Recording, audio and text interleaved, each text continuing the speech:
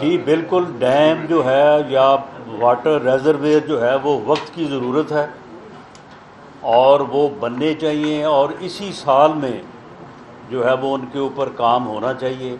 لیکن ڈیم جو ہیں وہ ارب ہا کی لاگت سے بنتے ہیں، تو اس لیے پھر تھوڑا سا آپ کو باقی معاملات میں جو مطالبات ہیں اس کے اوپر تھوڑا صبر کرنا ہوگا.